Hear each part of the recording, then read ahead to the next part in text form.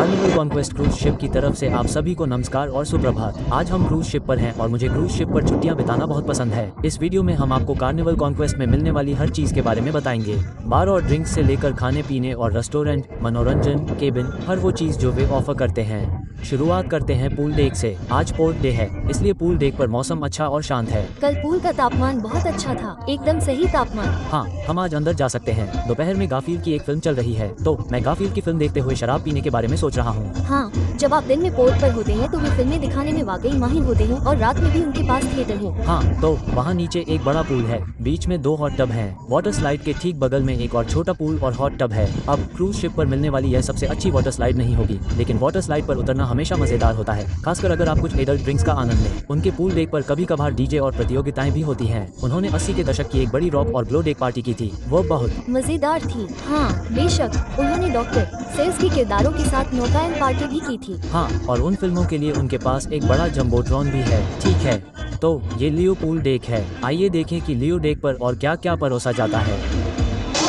Pool deck पर ही आपको guys burger joint मिलेगा। कार्निवल क्रूज लाइन के बारे में सोचते ही सबसे पहले मेरे दिमाग में गाइस बर्गर्स का नाम आता है। ये हर दिन दोपहर से शाम 6 बजे तक खुला रहता है और यहाँ डाइनर स्टाइल के चिकने पिघले हुए चीज़ बर्गर मिलते हैं। और हम आपको दिखाने जा रहे हैं कि हमारे चीज़ बर्गर कैसे दिखते हैं।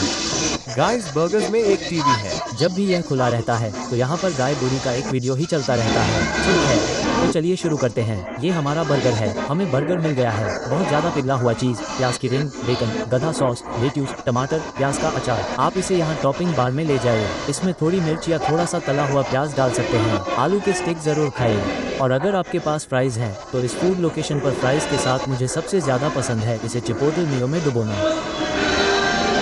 और हाँ, पूल बार के बिना क्रूज शिप पूल डेक पर कुछ नहीं हो सकता। दूसरी तरफ टकीला बार मेरे पसंदीदा थे। रेड फ्रॉग रम बार। यहाँ सुबह 8:55 पर कुछ बढ़िया कॉकटेल मिलते हैं, जैसे छुट्टियों में मिलते हैं। मुझे मेरा पसंदीदा मिला, रेड रम ट्रेजर, जो एक बढ़िया फ्रूटी क्रीमी ड्रिंक है। ओ मॉली बीच कॉमर पी रही है। वे यहाँ मडस्लाइड और पिन कोलाडा जैसे सभी सामान्य व्यंजन भी बनाते हैं। मुझे इस बार के बारे में सबसे अच्छी बात ये लगती है कि पूरे क्रूज शिप में रम का सबसे अच्छा चयन यहाँ होता है। उनमें से अधिकांश पे पैकेज में शामिल हैं। और मेरी व्यक्तिगत पसंदीदा रम वहाँ है, बारबाडोस का बांस। 3 अलग अलग प्रकार के फ्लोरिकाना। उनके पास रम का एक बहुत अच्छा चयन है। पूल डेक पर स्थित आपको ब्लू इग्वाना कैंटीना मिलेगा, जहां दोपहर के भोजन के समय वे वास्तव में अच्छे टैकोस और बरिटो परोसते हैं, लेकिन हम वास्तव में नाश्ते के समय यहाँ हैं। ये जहाज पर नाश्ता करने के लिए मेरी पसंदीदा जगहों में से एक है। वे वावोस, रैंचेरोस और अरापास बनाते हैं। और फिर मेरा पसंदीदा ब्रेकफास्ट बरिटो, और यहाँ उन ब्रेकफास्ट बरिटो के लिए आपके विकल्प हैं। आपको अपना टॉर्टिला, सभी अलग अलग सामग्री, टॉपिंग, चिपोटल या मोर जैसे सामान चुनने को मिलता है। नीचे जाएं और अपनी पसंद की कोई भी चीज़ डालें। चीज़ बहुत बढ़िया है। क्या मुझे यहाँ सॉसेज मिल सकता है? प्रश्नवाचक चिन्ह। चिकन सॉसेज और पोटैटो सॉसेज। शायद कुछ गुकामो। हाँ, उनके पास एक बहुत बढ़िया टॉपिंग बार भी है। देखिए कितने तरह के हॉट सॉस हैं। और फिर आपको कई तरह के सालसा भी मिलते हैं। और जब आप क्रूज शिप पर होते हैं तो कैरेबियन या बहामास में बहुत गर्मी होती है और उनके पास तरबूज भी उपलब्ध है। अभी हम क्रूज शिप के पिछले हिस्से में डेक 9 लियो डेक पर हैं और यहाँ पीछे बहुत सारा सामान है। सबसे पहले यहाँ एक फ्रोजन योगर्ट और एक सॉफ्ट सर्व मशीन है। मुझे इस बारे में एक चीज़ बहुत पसंद है। अभी ये किसी के पास नहीं है, लेकिन फ्रोजन योगर्ट स्ट्रॉबेरी चॉकलेट है और आप इसे एक साथ घुमाते हैं और यह स्वादिष्ट होता है। इसके अलावा वहाँ एक पूल बार भी है। मुझे जो करना पसंद है, मैं वेनिला वोडका और रूट बियर लेता हूँ, बिना बर्फ के इसे यहाँ लाता हूँ और अपनी खुद की दूसरी आइसक्रीम फ्लोट बनाता हूँ। हाँ नहीं, ये स्वादिष्ट और ताज़ा है क्योंकि यहाँ बहुत गर्मी है। हाँ, यहाँ पीछे एक सी फूड शेक नामक रेस्टोरेंट है जिसके लिए ज्यादा पैसे देने पड़ते हैं। अगर आप लॉबस्टर रोल या झींगा जैसी चीजें लेना चाहते हैं तो आप उन्हें दोपहर और रात के खाने के साथ अतिरिक्त कीमत पर ले सकते हैं।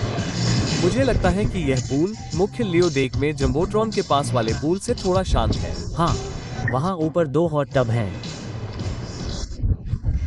यहाँ दाईं ओर ये पिज्जा पायरेट होगा, जो जहाज पर एक ऐसी जगह है जहाँ सबसे ज्यादा समय तक लोग खुले रहते हैं। हाँ, ये सुबह 9 बजे खुलता है और सुबह 4 बजे बंद हो जाता है। तो अगर आप जानते हैं आपने अभी अभी अपना पेय पदार्थ खत्म किया है, अभी सुबह के 2 बजे हैं और आप कुछ खाना चाहते हैं, तो आप यहाँ जा सकते हैं। उनके पास अलग अलग तरह के पिज्जा हैं। हाँ, वो आपके पास पनीर और पोर्क चीज पुडो है। हाँ, महम। और फिर यहाँ आपके पास पूल बार है जो बहुत ही शानदार है। यहाँ नाविकों के लिए मेन्यू है। जहाज के ठीक बीच में डेक 3 पर स्थित आर्टिस्ट लॉबी में कार्निवल कॉन्क्वेस्ट पर एक और एक्टिविटी सेंटर है।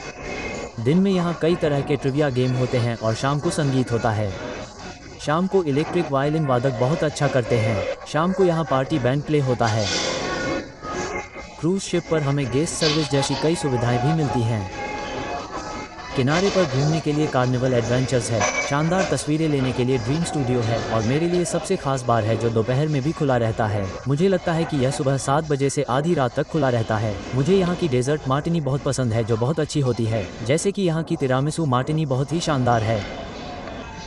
अभी हम डेक 5 के पिछले हिस्से में घूमने जा रहे हैं, प्रोमिनेंट डेक, जो कि कॉन्क्वेस्ट पर रात के मनोरंजन का केंद्र है। शुरुआत करते हैं हेनरी के नाइट क्लब से, जो इस नौकायन पर बहुत ही लोकप्रिय जगह है। यह नाइट क्लब हर रात 10:30 बजे खुलता है और यह काफी मजेदार है क्योंकि कभी कभी पहले 1 या 1.5 घंटे के लिए वे थीम वाले डीजे सेट का आयोजन करते हैं। हाँ, उनके पास R&B, अलादीन, कैरेबियन है और आज रात डीजे की पसंद है। हाँ, और यह सुबह के 20 घंटों तक चलेगा। ओह, मॉली नाइट क्लब पहुँच गई। मैं नहीं, ये बहुत लोकप्रिय है। डांस फ्लोर पर बहुत कम या ज्यादा भीड़ थी क्योंकि आप डांस फ्लोर पर ड्रिंक नहीं ले जा सकते। हाँ, लेकिन बहुत कम या ज्यादा भीड़ थी। अब मैं नाइट क्लब तो नहीं पहुंच पाया, लेकिन मैं अपने अगले पड़ाव पर पहुंच गया, जो कि एल्केमी बार है, जो कि कॉन्क्वेस्ट पर स्थित एक क्राफ्ट कॉकटेल बार है और यह बहुत ही शानदार है। जहाज पर आपको अपने सबसे अच्छे कॉकटेल यही मिलेंगे। मैं कहूँगा कि सबसे प्रतिभाशाली बारटेंडर यहाँ है और यहाँ एक विशेष मेनू भी है। एक बहुत ही अच्छा विशेष मेनू है। अरे, आप एल्केमी बार के मेनू को पूरा देखने की कोशिश कर रहे थे? मैं कल नहीं देख पाया। अरे, मैं यहाँ एक बार भी नहीं आया। नहीं, लेकिन अब तक आपने शायद 7 या 8 बार देखा होगा। हाँ, और यार, मुझे ये बहुत पसंद है। यह आमतौर पर दोपहर के 3 बजे या 2 बजे खुलता है और यहाँ हमेशा अच्छी चीजें मिलती हैं। हाँ, बहुत अच्छा। अरे, डील क्लोजर, फ्रेंच किस और हार्ट्स ऑन फायर मेरे पसंदीदा में से एक है। मुझे यूथफुल और बैरिटिनी भी पसंद है। हाँ, इसके बाद पियानो बार है। हमारे नौकायन के दौरान जिस पियानो बार में हम गए थे वो राल नाम के एक सज्जन का था। वो वाकई अच्छा है। हाँ, मुझे उम्मीद है कि हम आज रात यहाँ वापस आएंगे। 4 रातों का क्रूज, वो 4 में से 3 रातों में से एक है। यहाँ एक खास ड्रिंक मेन्यू है। पियानो बार में ज्यादा भीड़ नहीं है। कभी कभी कार्निवल क्रूज शिप पर लोग दीवार से दीवार तक भरे रहते हैं और हमने इस नौकायन में अभी तक ऐसा नहीं देखा है, जो अच्छा है। लेकिन फिर भी आप चाहते हैं कि बार में भीड़ हो ताकि उस तरह का माहौल हो। वो बहुत टैलेंटेड है। उसके पास कई तरह के म्यूजिक हैं और ऐसा नहीं लगता कि वो अपने सेट पर बस प्ले बटन दबाता रहता है, जैसे उसके पास हर बार इस्तेमाल होने वाली स्टिक नहीं है। नहीं, ऐसा लगता है कि वो अपने काम का लुत्फ उठा रहा है। वो मेहमानों से जो मिलता है उसी से काम चलाता है। हाँ, और जहाज के सबसे पीछे डियोस लाउंज है और उसका इस्तेमाल ज्यादातर कॉमेडी क्लब के लिए किया जाएगा। अब कॉमेडी क्लब बहुत ही पॉपुलर है। हाँ, और यह एक बहुत बड़ा लाउंज है। और ये हर उस चीज के लिए एक पूरा लाउंज है जो वे करते हैं। वे कॉमेडी करते हैं और यहाँ कराओके भी है। हाँ, एक रात कराओके था। आज रात भी कराओके है। ठीक है। हाँ, क्योंकि कुछ रातों को वे कॉमेडी को मुख्य शो थिएटर में रखते हैं, जो अच्छा है क्योंकि यहाँ डियो लाउंज की तुलना में बहुत ज्यादा लोग आ सकते हैं। लेकिन कॉमेडी के लिए ये जगह ज्यादा अच्छी है क्योंकि यह एक छोटी जगह है। और हो गया, यह आपके देर रात और शाम के मनोरंजन के लिए मनोरंजन का हिस्सा है जो यहाँ कॉन्क्वेस्ट पर है। डेक 3, 4 और 5 पर स्थित है। जहाज के सामने आपको पालू थिएटर मिलेगा, जो कार्निवल कॉन्क्वेस्ट पर मुख्य शो थिएटर है। हमारे 4 रातों के क्रूज के दौरान इस थिएटर में बहुत सारी अलग अलग चीजें हुई हैं। अभी हम बिंगो के लिए तैयार हो रहे हैं, लेकिन मुख्य रूप से इसका उपयोग शाम को किया जाता है। और पहली रात को यह एक वेलकम एबोर्ड शो था। दूसरी रात को उन्होंने 80 के दशक के पॉप संगीत का अपना बड़ा प्रोडक्शन शो किया। पिछली रात को इसका इस्तेमाल डील और नो डील और gas the groove game show के लिए किया गया था। और आज रात आप उन्हें बिंगो के लिए लाइन में लगे हुए देख सकते हैं। लेकिन बाद में शाम को ये लव एंड मैरिज शो और स्टैंड अप कॉमेडियन के लिए होगा। कुछ रातों को वे स्टैंड अप कॉमेडियन को दूसरे लाउंज की बजाय यहाँ रखते हैं क्योंकि यहाँ बहुत ज्यादा जगह होती है। डेक 12 पर जहाज के सबसे आगे सेरेनिटी एरिया है। अब ये कार्निवल कॉन्क्वेस्ट का सिर्फ वयस्कों के लिए सेक्शन है। अब हम अपनी छत के मामले में बहुत भाग्यशाली हैं। यहाँ बहुत ज्यादा बच्चे नहीं हैं, लेकिन अगर होते तो यहाँ जरूर जाना चाहिए। यहाँ एक बार है। मैं इस सेगमेंट को सुबह में फिल्मा रहा हूँ, इसलिए इस समय बार पूरी तरह से खुला नहीं होता, लेकिन यहाँ अपना एक खास ड्रिंक मेन्यू है। यहाँ बहुत सारी अच्छी कुर्सियाँ हैं, साथ ही गद्देदार लाउंजर भी हैं। अगर आप इस सेरेनिटी डेक के बिल्कुल सामने तक जाते हैं तो आपको ये कडल पॉड मिलते हैं। झपकी लेने और कुछ वाकई अच्छे नज़ारों का आनंद लेने के लिए ये एक अच्छी जगह है। आप वहाँ आराम कर सकते हैं और फिर वहाँ से आपका नज़ारा दिखता है। कौन सी पर सेरेनिटी डेक?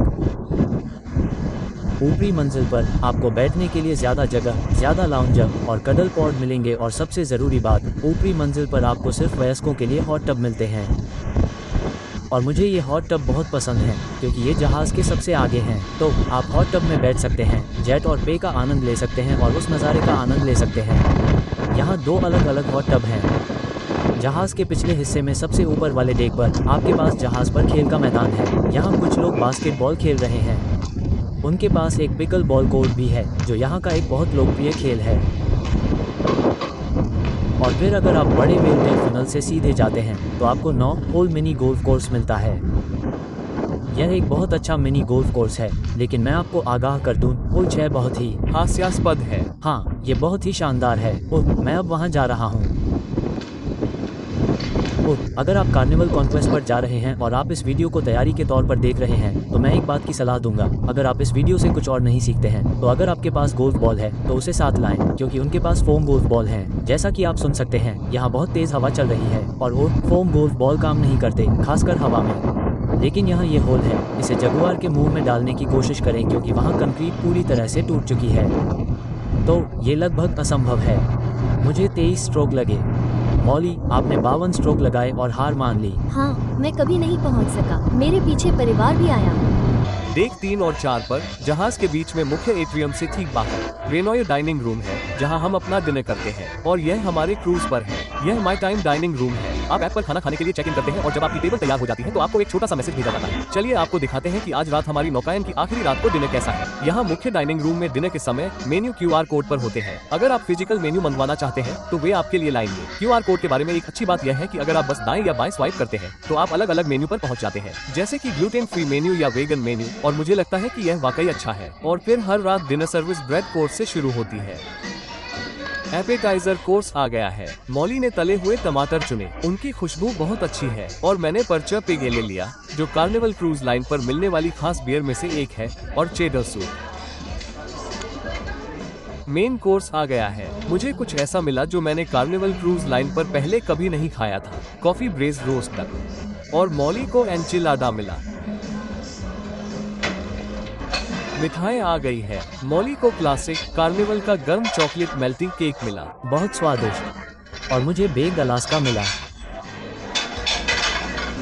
डेक 5 पर एट्रियम और कैसीनो के ठीक बगल में स्काईबॉक्स स्पोर्ट्स बार है, जहाज पर मौजूद स्पोर्ट्स बार। यह वो बार है जहां मैंने सबसे ज्यादा समय बिताया है, वाकई शानदार। मुझे वहां मौजूद जंबोट्रॉन बहुत पसंद है जहां से मैं सारे गेम देख सकता हूं, और छत पर उन्होंने सारे NFL गेम रखे हैं। उन्होंने मेरा न्यूयॉर्क यांकीज बेसबॉल रखा है, तो मैं इनमें से कुछ कुर्सियों पर बैठकर गेम देख रहा हूँ और वाकई इसका लुत्फ उठा रहा हूँ। जहाज के बीच में डेक 5 पर आपको जहाज पर कैसीनो मिलेगा। यह एक अच्छा खासा कैसीनो है। ये है, जब ये खुला होता है तो ये धूम्रपान करने वाला कैसीनो भी होता है। तो कई बार ऐसा हुआ है कि मैं यहाँ से गुजरा और मुझे धुआं महसूस हुआ। कई बार ऐसा हुआ है कि मैं यहाँ से गुजरा और मुझे धुआं नहीं लगा। मुझे वाकई ऐसा लगता है कि यह सिर्फ इस बात पर निर्भर करता है कि आप किसके बगल में बैठे हैं। हाँ, जब आप अपनी पसंद का कोई भी गेम खेल रहे होते हैं। अब यहाँ बहुत सारे टेबल गेम हैं। मॉली, यहाँ जहाज पर कौन से टेबल गेम मिलते हैं? Blackjack, fun 21, three card prime, heads up, hold, roulette, let it rides और क्रैप्स, जो शायद सबसे ज्यादा व्यस्त टेबल है। हाँ, वो क्रेप्स टेबल हर रात बंद रहती है। मुझे लगता है कि यहाँ सिर्फ एक ही है।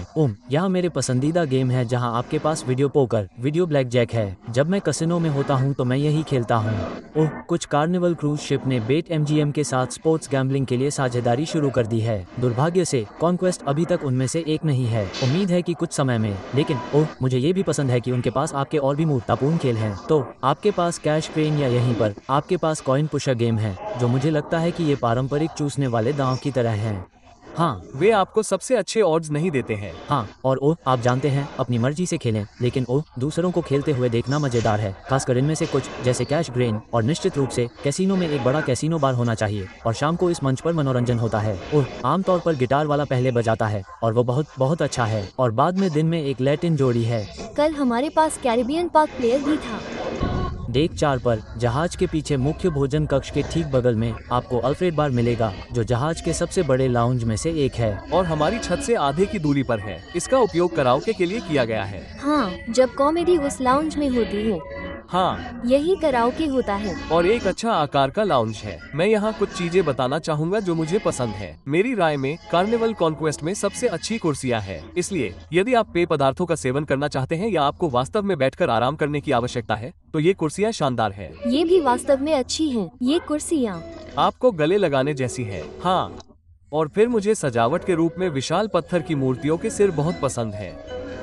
डेक 5 पर सबसे ऊपर वाले डेक पर आपको कार्निवल कॉन्क्वेस्ट में कॉफी बार मिलेगा। यहाँ आप अपने लट्टे या कैपुचिनो, मोचियो ऐसी ही सभी चीजें ले सकते हैं। उनके पास पहेलियाँ और आपके मनोरंजन के लिए कुछ भी है। अगर आपको और पेपर चाहिए तो वे वहाँ हैं।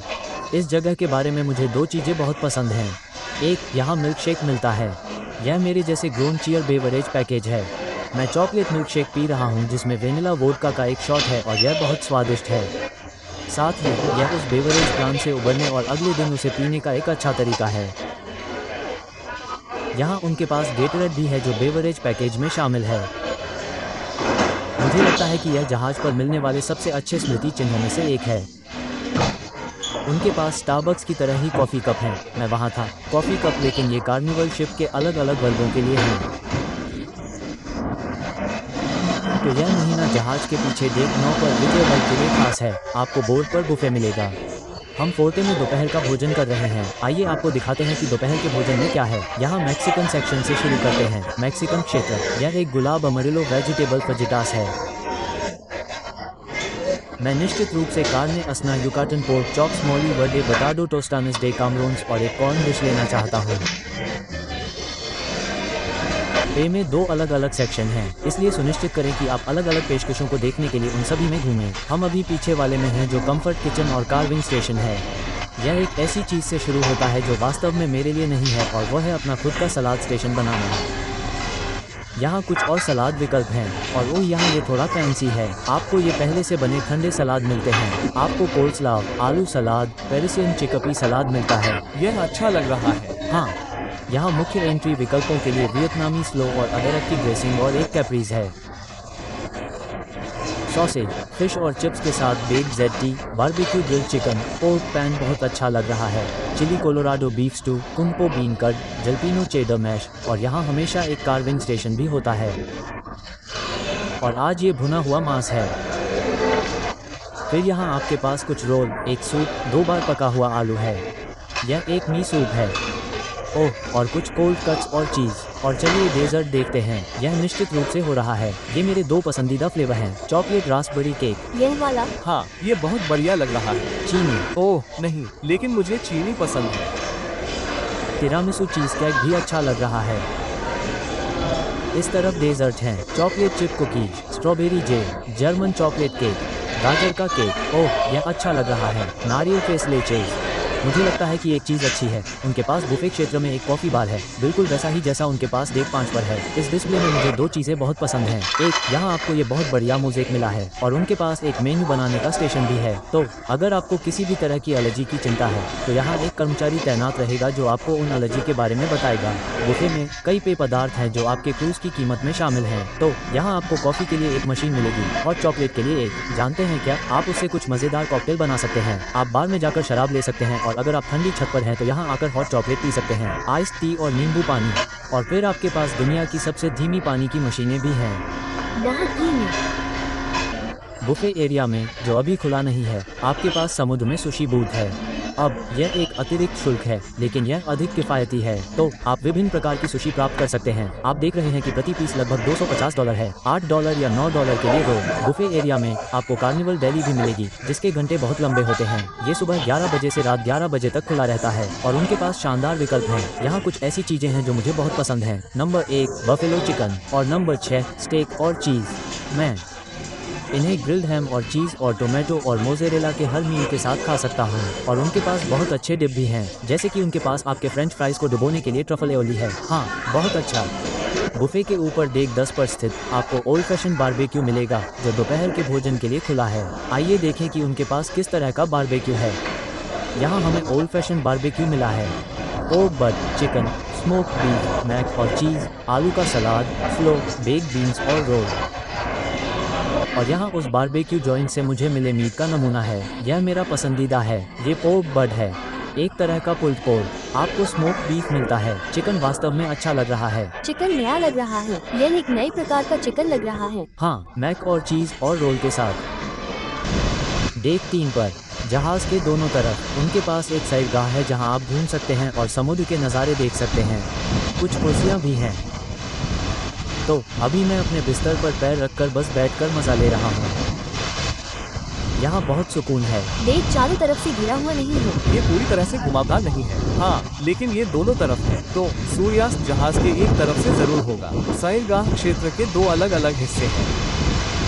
जहाज के सबसे आगे डेक 11 पर स्थित आपको स्पा कार्निवल मिलेगा। अब ये जाहिर सी बात है, कार्निवल कॉन्क्वेस्ट पर मौजूद स्पा है और मॉली और मैं हम स्पा के लोग नहीं हैं, लेकिन हमने एम्बार्केशन डे पर स्पा टूर किया था, जिसकी मैं सलाह देता हूं क्योंकि वहां एक रेफल है और आप स्पा पर कुछ छूट जीत सकते हैं। तो अगर आप स्पा के शौकीन हैं तो जरूर जाएं। अब यहाँ आपको बड़े सैलून के साथ साथ आपके सभी मसाज या ट्रीटमेंट भी मिलेंगे। तो अगर आप फॉर्मल नाइट के लिए तैयार होना चाहते हैं तो कॉन्क्वेस्ट में आपको जिम भी यही मिलेगा। मेरे पैर में चोट लग गई थी, इसलिए मैं इस नौकायन पर जिम नहीं जा सका, लेकिन यह अच्छा लग रहा था। मुझे पसंद है कि जहाज के ठीक सामने समुद्र के ऊपर बड़े बड़े ट्रेडमिल है। ये बहुत अच्छी जगह पर है। और कॉन्क्वेस्ट के बारे में एक अच्छी बात यह है कि सोना और स्टीम रूम ये मुफ्त है। ये सिर्फ पुरुषों और महिलाओं के लॉकर रूम में मिलते हैं। बहुत से क्रूज शिप इसके लिए आपसे अतिरिक्त पैसे लेते हैं। जहाज के पिछले हिस्से में डेक 3 और 4 पर आपको मोने रेस्टोरेंट मिलेगा, जहां आप अगर आपने खाने का समय तय किया है तो नौकायन पर आप यही अपना डिनर करेंगे। अभी सी डे ब्रंच है, तो हम सी डे ब्रंच करने जा रहे हैं। और यह डाइनिंग रूम कैसा दिखता है? एक बड़ा सुंदर डाइनिंग रूम। आप जहाज के पीछे से समुद्र का दृश्य देख सकते हैं। चलो ब्रंच करते हैं। और यह सी डे ब्रंच मेनू है। आप कुछ ताज़ा निचोड़ा हुआ जूस, अनाज, ग्रिट्स, ओटमील खरीद सकते हैं। वे कुछ अलग ब्रंच बर्गर बनाते हैं। घर की खासियत, मुझे लगता है कि मैं अपने ब्रंच के लिए यहीं जा रहा हूँ। आपके पास फ्रेंचेरोस और एग बेनेडिक्ट हमेशा अच्छे होते हैं। ऑमलेट, स्टेक और अंडे, फ्राइड चिकन, कुछ चीजें। मैं इसे लेकर निराश हूँ, या मैं अभी कुछ बेनिगेट ले सकता हूँ, लेकिन मैं अतिरिक्त पैसे खर्च नहीं करना चाहता। साइड डिश और मिठाई और बच्चों का मेनू। ठीक है, सी डे ब्रंच में मुझे ये स्किलेट केक मिला। यह एक बड़े मोटे पैनकेक की तरह है। ये शानदार दिखता है। और फिर बच्चों के मेनू में उनके पास मोज़रेला स्टिक है। मैं किसी भी स्थिति में मोज़रेला स्टिक ऑर्डर करने का मौका नहीं छोड़ूंगा। और फिर मुझे पीच के साथ फ्रेंच टोस्ट मिला, साथ में बेकन और हैश ब्राउन। सब कुछ अच्छा महक रहा है। मैं उत्साहित हूँ। और कार्निवल क्रूज लाइन पर ब्रंच खाने का मेरा पसंदीदा हिस्सा है केले की क्रीम पाई। दोस्त नमस्ते। जहाज के सामने डेक 12 पर आपको कैंप ओशन मिलेगा, जो कार्निवल कॉन्क्वेस्ट पर बच्चों के क्लबों का परिसर है। अब जैसा कि आप देख सकते हैं, मैं और मॉली हम बच्चे नहीं हैं, इसलिए हम आपको बस इतना ही दिखा सकते हैं। डेक 5 के ठीक बीच में प्रोमिनेंट डेक पर स्थित है, जहां आपको क्लब O2 मिलेगा। अब क्लब O2 कॉन्क्वेस्ट पर 15 से 17 साल के मेहमानों के लिए एक टीम क्लब है और वहां उन्हें हर तरह की गतिविधियां मिलेंगी। साथ ही एक बार भी होगा जहां मुझे लगता है कि वे जूस या ऐसा ही कुछ ले सकते हैं। मैं कहूंगा कि टीम क्लब की थीम वास्तव में बहुत अच्छी थी और यह वास्तव में एक बड़ी जगह है। क्रूज शिप पर बहुत सारे टीम क्लब इतने बड़े नहीं होते जितने ये है। डेक 5 पर आपको जहाज पर वीडियो आर्केड मिलेगा और यह एक अच्छा खासा वीडियो आर्केड है। आप क्रेन गेम से शुरुआत करते हैं, जहां आप आलीशान खिलौने या एक बड़ा इनामी बंडल जीत सकते हैं, जैसे कि आप निंटेंडो स्विच, गोप्रो और एक्सबॉक्स सब एक साथ जीतते हैं। ये बच्चों के लिए जैकपॉट मारने जैसा है। यह एक ऐसा गेम है जिसके पास से मैं गुजरा था क्योंकि यह बिल्कुल सामने था और मुझे लगा, अरे यार, मैं अपने लिए एक छोटी लुई की डॉल का इस्तेमाल करता हूँ। उद्धरण चिन्ह। और वे हिल रहे थे। हाँ, वे हिल रहे थे। वे हिल रहे थे। मैंने इनमें से कुछ स्क्विश को हिलते हुए नहीं देखा। नहीं। अब इन सभी खेलों के लिए पैसे खर्च करने पड़ते हैं। इनमें से ज्यादातर को खेलने के लिए लगभग $150 से $2 तक खर्च करने पड़ते हैं। लेकिन इनमें बहुत सारे गेम हैं। बहुत सारे आधुनिक गेम भी हैं। हाँ, मुझे ये गेम बहुत पसंद है, जो एक तरह से बच्चों के स्लॉट मशीन की तरह है। बस फर्क ये है कि पैसे जीतने के बजाय आप रैंडम नंबर में लॉलीपॉप जीतते हैं। आप अपने लिए एक बत्तख जीत सकते हैं। ओह, इस एलिवेटर में बहुत ही दिलचस्प डिजाइन है और यह सिर्फ क्रू के लिए है, जैसे कि यह गेस्ट एलिवेटर नहीं है। और भी गेम। हाँ, और मुझे ये गेम बहुत पसंद है। हाँ, पल फिशरी एक बहुत ही मजेदार गेम है जो बहुत लोकप्रिय है। बहुत से लोग इसे पसंद करते हैं। यह अच्छा है। टिकटों की एक बड़ी गेंद जीतने के लिए आपको तीर को गिराना होगा। ओह, आपके पास कुछ VR चीजें भी हैं, जैसे रेविंग रैबिट, गॉडजिला, और आपके पास कुछ ऐसे गेम हैं जो मुझे नहीं लगता कि मैंने पहले देखे हैं, जैसे कि यह बॉल्जानिया गेम। हाँ, मैंने ऐसा पहले कभी नहीं देखा। अब अगर आप कोई टिकट जीतते हैं तो मुझे लगता है कि वे डिजिटल हैं और वे आपके सेलम साइन कार्ड पर जाते हैं और फिर आप अपनी टिकट को इस मशीन पर भुना सकते हैं और अपनी इच्छानुसार कोई भी पुरस्कार जीत सकते हैं। ये भी एक मज़ेदार गेम है जहां आप स्पंज बॉब के लिए एक छोटा मिनियन जीतने की कोशिश कर सकते हैं। यहाँ बहुत सारी मज़ेदार चीज़ें हैं। फ्रैंक द प्लेट्स वाकई एक मज़ेदार गेम है। यह एक और गेम है जिसे मैंने पहले नहीं देखा है। जल्दी से फेंकना। ऐसा लग रहा है कि वे एक नया गेम बनाने की तैयारी कर रहे हैं। हाँ, एक यहाँ नहीं है। नहीं, वो पहले जहाज में नहीं था। तो जल्द ही एक नया गेम आने वाला है। ये भी अच्छा है। यह एक VR मोटरसाइकिल गेम है। Fast and the furious arcade. उनके पास बहुत सारी अच्छी चीज़ें हैं। डेक 10 मिडशिप पर आपको कार्निवल कॉन्क्वेस्ट पर मुख्य अपचार्ज रेस्टोरेंट मिलेगा और वह है पॉइंट स्टीका हाउस। यहाँ एक व्यक्ति के खाने का शुल्क लगभग $49 है। हम पहले भी कार्निवल स्टीका हाउस में खा चुके हैं। उनका खाना बहुत अच्छा है, लेकिन $40 $49 ये बहुत अधिक पैसा है। मुझे इस बारे में एक बात पसंद है, उनके पास एक बार है। आपको रेस्टोरेंट में खाने की जरूरत नहीं है। आप जानते हैं, मैं सामान्य से थोड़े अच्छे कपड़े पहनता हूँ, लेकिन इस बार में जहाज पर विस्की का सबसे अच्छा विकल्प है, जिसमें मेरी पसंदीदा ब्लेंडेंस भी शामिल है, जो पे पैकेज में शामिल है। मैं लगभग हर रात यहाँ 1 या 2 झलक देखने के लिए आता हूँ। कार्निवल कॉन्क्वेस्ट में यह एक तरह का गुप्त विकल्प है। डेक 6 और 7 पर अगर आप जहाज के सामने जाते हैं, केबिन से गुजरते हैं, तो आप जहाज के बिल्कुल सामने आ सकते हैं और आपको कुछ वाकई शानदार नज़ारे दिखाई देंगे, जैसे हम यहाँ सिस्टर्स में सीढ़े पर उड़ रहे हों।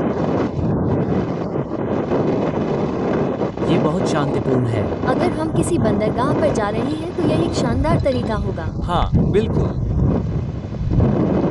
डेक 5 पर कैसीनो में कॉफी बार के ठीक बगल में आपको कार्निवल एडवेंचर शॉप मिलेगी, जो किनारे पर घूमने के दौरान काम आ सकती है। मुझे वेल की पूंछ वाला मिस्टिक फैन बहुत पसंद है।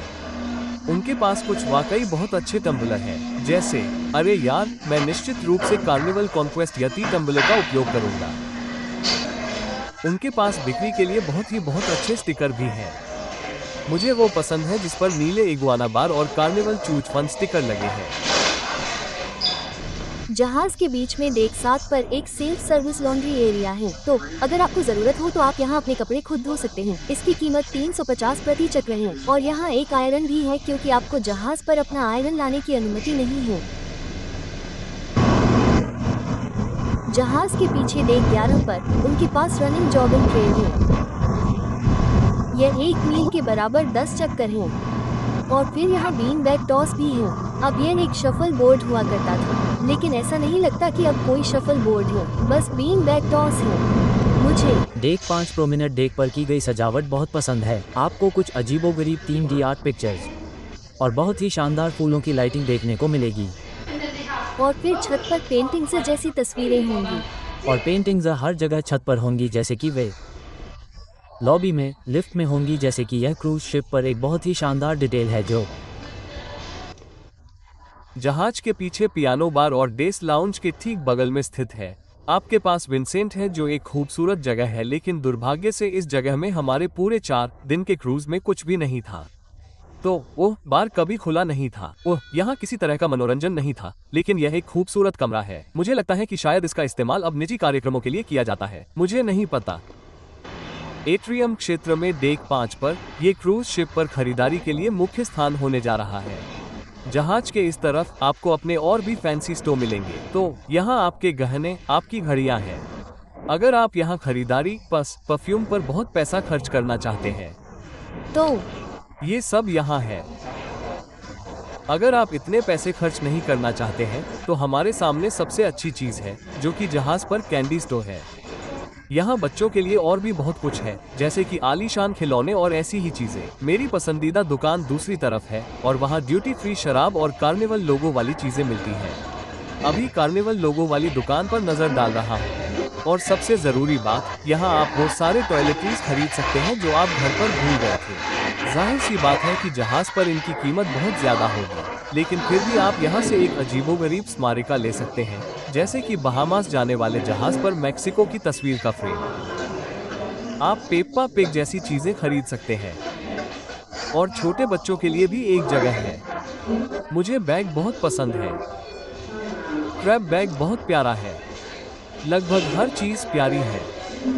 जैसे कि उनके पास एक है। आप एक खिलौना क्रूज शिप या 3D पजल क्रूज शिप खरीद सकते हैं। एक न केवल कार्निवल क्रूज के लिए बल्कि कार्निवल शॉर्ट सर्किट बस के लिए भी। भालू। ओह, बच्चों के धूप के चश्मे। मुझे लगता है कि लोग इसे भूल सकते हैं। और फिर आपको कलाकार ब्रिटो द्वारा कुछ माल मिलता है। किचन बहुत अच्छे हैं। $30 में आपको एक टी शर्ट और एक बिल्ली मिल सकती है। बहुत अच्छी टी शर्ट। बहुत से लोगों के लिए एक बड़ा स्मारिका। उनके पास कार्निवल विजय का एक मॉडल है। यहाँ कुछ वाकई अच्छी चीजें हैं। मुझे ये बहुत पसंद है। ये शानदार है। कार्निवल स्टिकर और फिर मुझे एक ट्रैवल बैग मिला। उनके पास बहुत सारे अच्छे बैग हैं। कार्निवल क्रूज लाइन 1972 में शुरू हुई थी, इसलिए उनके पास उस पर साल है। और फिर ये बैकपैक भी बहुत अच्छे हैं। और टोपियां। इस क्रूज शिप पर बहुत सारे अच्छे व्यापारी हैं। इसे देखो, ये जैकेट वाकई बहुत अच्छी लग रही है। मुझे लगता है कि सामान की कीमत काफी वाजिब है, जैसे कि वो टी शर्ट जिसकी कीमत $20 है। ये डिफेल बैग बहुत ही अच्छे हैं। और फिर मेरी पसंदीदा चीज, ये उनके पास है। ओह, ये एक ऐसी स्मारिका है जिसे मॉली और मैं लगभग हर क्रूज शिप पर खरीदते हैं, और वो है क्रूज शिप का आभूषण। और आखिरी में, लेकिन सबसे महत्वपूर्ण, हमारा स्टेटेड रूम केबिन। हम 7383 में है, तो एक इंटीरियर केबिन। हमारे कमरे को अभी अभी दिन के लिए तैयार किया गया है। और हमें आज जो तौलिया मिला है वो काफी अच्छा है। हाँ, वो आराम कर रहा है। हाँ, उसने हमारा एक सनग्लास लगा रखा है। वो बस आराम कर रहा है। बिस्तर बहुत आरामदायक बिस्तर। कमरा ठीक ठाक है। मुझे लगता है यही सबसे अच्छा स्पष्टीकरण है। वहाँ एक छोटा टीवी है और फिर एक फ्रिज है, एक अच्छे आकार का मिनी फ्रिज जो अच्छा है। मुझे रात के अंत या कल सुबह के लिए गेटोरेड का स्टॉक करना बहुत पसंद है। और ये आपकी वाइन के लिए भी बहुत अच्छा है। हाँ बिल्कुल, हमने अपनी वाइन वहाँ थोड़ी देर के लिए रखी थी। हाँ, वहाँ रखने के लिए बहुत जगह है। मुझे लगता है कि खासकर जब कॉन्क्वेस्ट 3 और 4 रातों के लिए क्रूज करता है तो वहाँ एक डेस्क या मेकअप एरिया होता है। मैं कमरे के बारे में एक बात कहूँगा, इसमें शोर कम करने की सुविधा बहुत अच्छी नहीं है। आप हॉल के पार लोगों, अपने बगल में बैठे लोगों, दरवाजे के खुलने या बंद होने की आवाज सुन सकते हैं। जब भी लिफ्ट बुलाई जाती है तो बिंग बोंग जैसी आवाज आती है और आप उसे सुन सकते हैं। एक चीज जो मुझे पसंद है वो है उनके नीचे नाइट लाइट्स। वे मोशन एक्टिवेटेड है। हाँ, तो जैसे रात में अगर आपको टॉयलेट जाना हो तो आपके पास थोड़ी रोशनी होती है। अगर आप हमारी तरह प्लेटिनम क्रूजर है तो हाल ही में गिफ्ट में एक बहुत अच्छा टोट बैग था। और अब क्रूज शिप अनुभव का हर किसी का पसंदीदा हिस्सा, बाथरूम। आपके पास शॉवर का पर्दा है। इसमें कपड़े सुखाने की रस्सी भी है जो बीच के बाद काम आती है। और मुझे लगता है कि बाथरूम में काफी जगह है। और जाहिर सी बात है, हर किसी को सबसे ज्यादा पसंद आने वाली चीज है टॉयलेट का भयानक शोर। या नहीं? हो गया। आज थोड़ी देर हो गई। और हो गया। कार्निवल कॉन्क्वेस्ट पर हमारे समय का यही अंत है। 4 रातों की नौकायन के लिए हमने प्रति व्यक्ति लगभग $330 दिए और इसमें टैक्स और शुल्क शामिल थे। फिर हमने चीयर्स पे पैकेज अलग से खरीदा और हमने उसका अच्छा इस्तेमाल किया। उसका वाकई अच्छा इस्तेमाल हुआ। अब इस तरह की किसी भी छुट्टी में कुछ चीजें ऐसी होंगी जो आपको ज्यादा पसंद आएंगी और कुछ ऐसी चीजें होंगी जो आपको उतनी पसंद नहीं आएंगी। और चलिए अच्छी चीजों से शुरुआत करते हैं। मॉली, इस फोर्टनाइट क्रूज की आपकी कुछ खास बातें क्या रहीं? मुझे लगा कि वहाँ कुछ दिलचस्प बातें थी। दरार का अंदाजा लगाएं। मोबाइल भी बीटा टेस्टिंग थी। हाँ, यह वाकई बहुत अच्छा था, जहां आप अपने फोन का इस्तेमाल कर सकते थे और यह बफेलो वाइल्ड विंग्स या कुछ ऐसा खेलने जैसा था और यह बहुत मजेदार था। मुझे उम्मीद है कि वे इसे रोल आउट करेंगे क्योंकि यह वाकई बहुत बढ़िया था। इस क्रूज पर मुझे कुछ अच्छा खाना मिला। मेन्यू आइटम में से कुछ ऐसे थे जो वाकई बहुत खास थे। पहली रात को लैम्प पास्ता था जो वाकई बहुत अच्छा था। बुफे में कार्ने असाडा। मैं और खाने के लिए वापस गया क्योंकि यह बहुत स्वादिष्ट था। और सेडे ब्रंच में बनाना क्रीम पाए। बेशक, आपके पास हमेशा बर्गर और आपकी पारंपरिक चीजें होती हैं। बहुत अच्छा। अल्केमी बार। आप अल्केमी बार से प्यार किए बिना नहीं रह सकते। बहुत सारे अच्छे स्वादिष्ट कॉकटेल। हाँ, इसके अलावा शराब का एक बड़ा शौकीन होने के नाते इस नौकायन के बारे में कुछ चीजें हैं जो मुझे वाकई पसंद आई। एक, उस रम बार में कई तरह की रम थी जिन्हें आप ट्राई कर सकते थे और कुछ ऐसी थी जो मैंने पहले कभी नहीं पी थी। तो यह मजेदार था। आप जानते हैं, अपने 15 ड्रिंक्स में से एक को किसी ऐसी चीज पर बर्बाद करना जो मैंने पहले कभी ट्राई नहीं की थी। और फिर स्टीक हाउस बार में पे पैकेज पर ब्लेंडेंस पाना शानदार था। ये बहुत महंगी विस्की है, ऐसी विस्की नहीं जो आसानी से मिल जाए और मेरी निजी पसंदीदा है। मुझे गिटार प्लेयर कार्लोस बहुत पसंद है। वो वाकई अच्छा था। आमतौर पर मुझे अपना काम पसंद था। हाँ, मुझे लगता है कि वो जहाज पर मौजूद संगीतकारों में से मेरा पसंदीदा था। मैंने उसे सीडे पर भी देखा था। वहाँ बहुत सारी गतिविधियाँ थीं। कभी कभी क्रूज शिप ऐसे होते हैं, अरे चलो बिंगो का आयोजन नहीं करते या दिन में इतनी सारी गतिविधियाँ नहीं करते, तो आप कैसीनो में पैसे खर्च करेंगे। लेकिन नहीं, कॉन्क्वेस्ट पर यार पूरे दिन करने के लिए बहुत सारी गतिविधियाँ थीं। वे अपने थिएटर या पूल के बाहर मूवी स्क्रीन का भी खूब इस्तेमाल करते थे। दिन और रात में हमेशा फिल्में चलती रहती थीं और बहुत से क्रूज में ऐसा नहीं होता। हाँ ठीक है, दुर्भाग्य से अब कुछ चीजें हमें उतनी पसंद नहीं आई। हम बहुत खुशकिस्मत हैं। हम इनमें से बहुत से कार्निवल शिप पर जा चुके हैं और वे आपको बताते थे कि रसीद पर 11 ड्रिंक्स होने पर यह आपको उल्टी गिनती देगा, क्योंकि पे पैकेज पर आप केवल 15 ड्रिंक्स ही ले सकते हैं, जो कि आप जानते हैं अगर आपके पास 15 लॉन्ग आइलैंड्स हैं तो आप पागल हो जाएंगे। आपके पास 15 मोआ हैं तो आप ठीक रहेंगे। तो लेकिन मुझे ये पसंद है कि यह आपको उल्टी गिनती देता है। अब आपको बारटेंडर से अजीब तरह से पूछना पड़ता है, जैसे अरे यार ये कौन सा ड्रिंक नंबर है, तो यह उनके लिए ज्यादा काम है और यह गेस्ट के लिए ज्यादा अजीब है। तो मुझे ये बिल्कुल पसंद नहीं है। या उम्मीद है कि आखिरी ऑर्डर देने से पहले बारटेंडर आपको बता देगा। मेरे लिए केबिन में बहुत शोर था। हम लिफ्ट के ठीक बगल वाले केबिन में नहीं थे, लेकिन दीवारें वाकई बहुत पतली थी। हमारे क्रूज का हिस्सा पार्टी क्रूज जैसा था, निश्चित रूप से देर रात के लोगों के लिए। तो हमने सुबह 2 से 3 से 4 बजे लोगों को सुना। हाँ, और अगर आप हल्की नींद वाले हैं तो आपके लिए इस नौकायन में मुश्किलें हो सकती हैं। मुझे ये पसंद नहीं था कि हम 4 रातों के क्रूज पर थे, केवल एक ही प्रोडक्शन शो है। हाँ, यह अजीब है। तो सी डे के दौरान उनके पास बहुत सारी गतिविधियां थी, लेकिन नॉन सी डे के दौरान रात की गतिविधियां थोड़ी कम थी। उनके पास केवल एक बड़ा प्रोजेक्शन शो था, माना कि यह 80 के दशक का पॉप था, जो कि बहुत अच्छा था, और उनके पास केवल एक एट्रियम पार्टी और एक डेक पार्टी थी। तो रात में संगीत के अलावा बहुत सी चीजें गायब थी।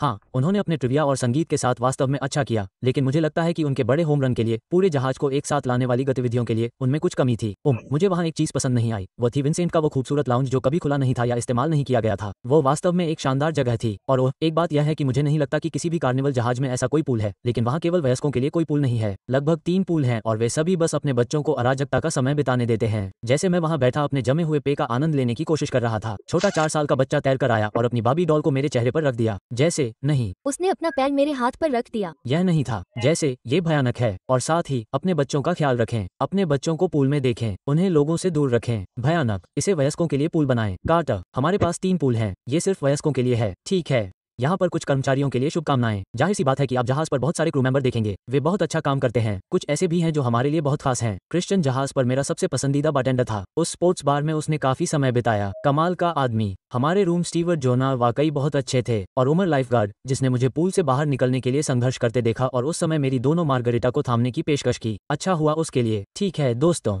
बस इतना ही। अगर आपके पास कार्निवल कॉन्क्वेस्ट के बारे में कोई सवाल है तो मुझे नीचे कमेंट सेक्शन में बताएं। और इस वीडियो को देखने के लिए आप सभी का बहुत बहुत धन्यवाद।